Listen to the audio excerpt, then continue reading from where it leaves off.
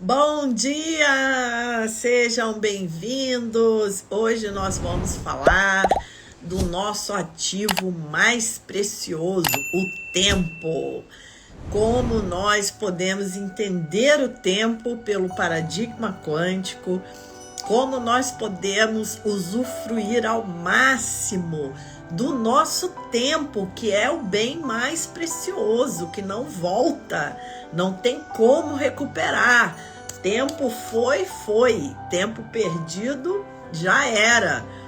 Então é um tema que importantíssimo, porque inclusive para nós praticarmos a meditação, para nós praticarmos os novos hábitos que nós queremos, para mudar o paradigma, para dar o salto quântico de consciência, para chegar onde nós queremos, que é a felicidade e a liberdade sem culpa. Para isso tudo precisa tempo, né, gente? Claro. E como que nós podemos otimizar esse processo todo e fazer o tempo render a nosso favor? É o que todo mundo quer saber. Então, hoje eu vou trazer para vocês uma perspectiva super interessante, super inovadora, como tudo que diz respeito ao paradigma quântico. E espero que essa live também traga agregue muito conhecimento útil para você, conhecimento que vai se transformar em sabedoria, porque conhecimento e sabedoria não são a mesma coisa. O conhecimento é algo cognitivo, né? E a sabedoria é usarmos isso tudo com o coração.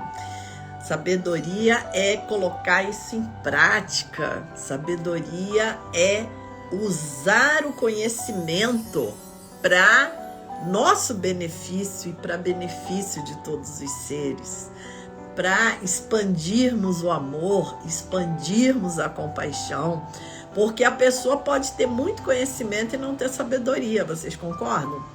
E a pessoa pode ter pouco conhecimento, no sentido de conhecimento acadêmico, e ter uma sabedoria imensa, pois é uma pessoa que sabe como desenrolar os problemas da vida. A Elza já chegou com tudo aqui, mas o tempo existe? Ótima pergunta! Então, Elza, o tempo como absoluto não existe, segundo o paradigma quântico. A Albert Einstein dizia: espaço e tempo é como a nossa mente opera e não como as coisas são. Ele dizia: o espaço-tempo é uma ilusão teimosamente persistente. Então ele dizia que é uma ilusão, mas ao mesmo tempo ele admite que é teimosamente persistente. Não é uma ilusãozinha qualquer, né? É uma ilusão difícil de nos libertarmos. Então, Elza, nós falamos em verdade absoluta e verdade relativa. Na verdade relativa, o tempo existe. Claro, a partir do momento que existem os fenômenos, existe o tempo. Mas na verdade última, na verdade absoluta, o tempo não existe.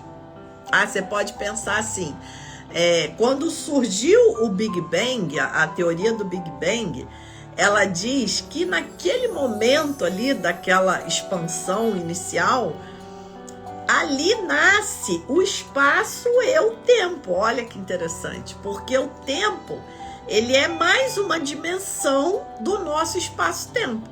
Tá vendo? Aí já começa a clarear a coisa, porque se não existe o espaço, não existem os fenômenos, não existe o tempo.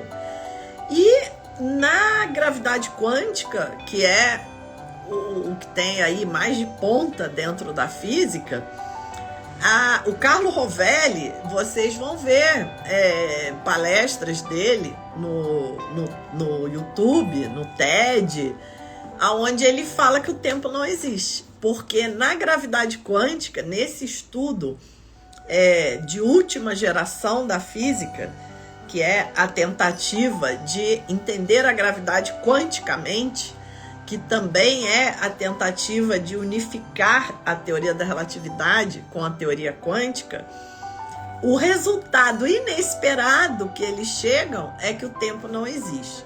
Aliás, o que não é inesperado nessa física moderna, né?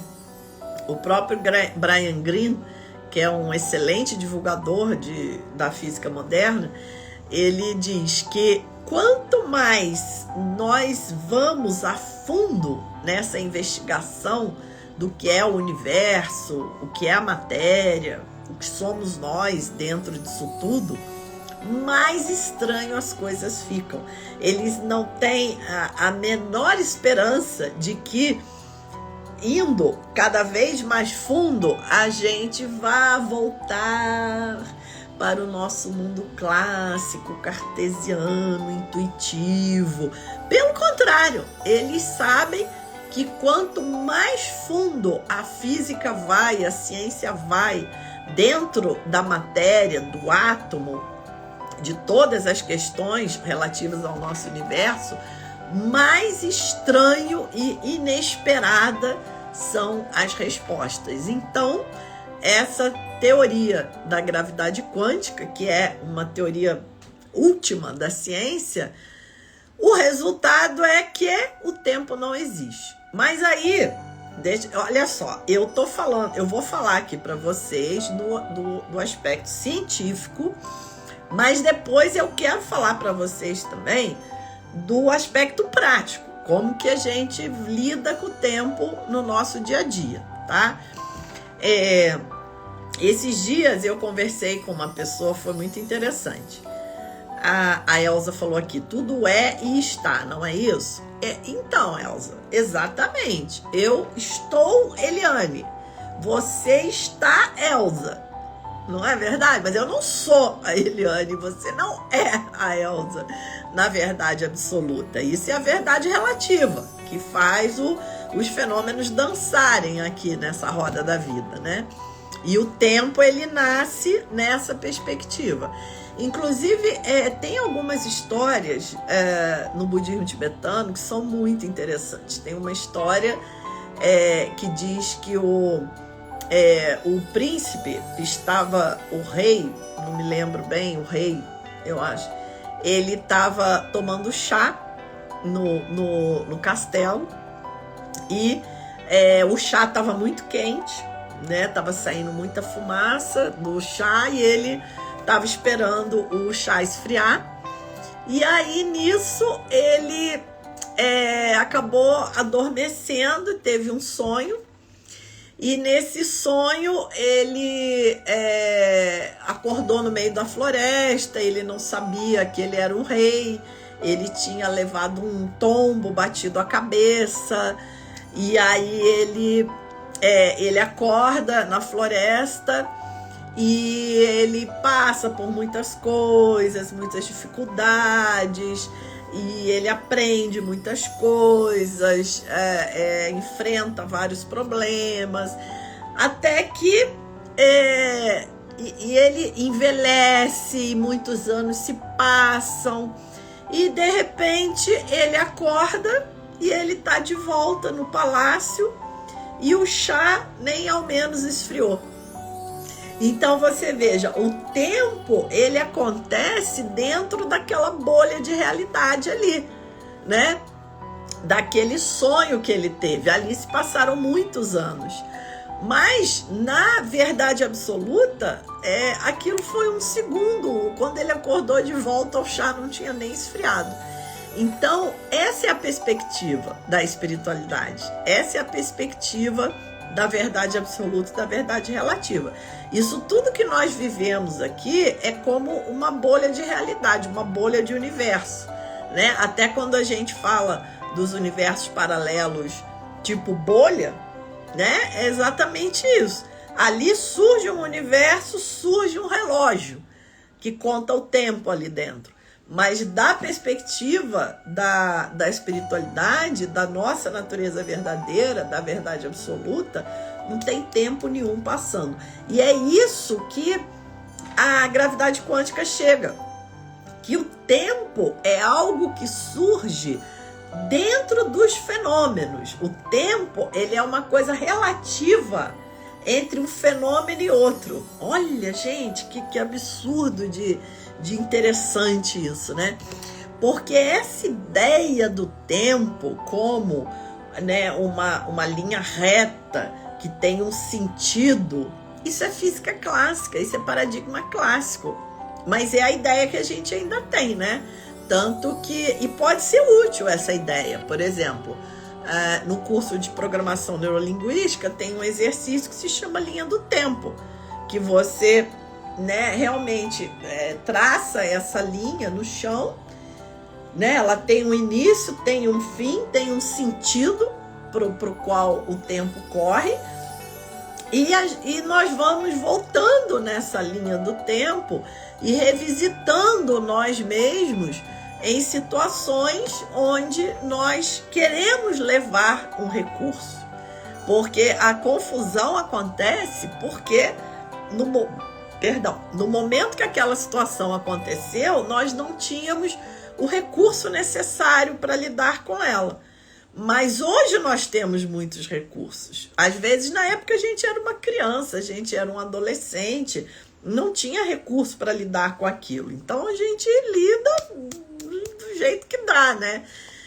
Mas hoje não, hoje nós somos adultos, nós temos conhecimento, temos sabedoria, então nós podemos pegar esse recurso que nós temos hoje, entrar nessa linha do tempo e entregar esse recurso lá atrás, para aquela criança, para aquele adolescente que não tinha recurso para lidar com a situação naquela época.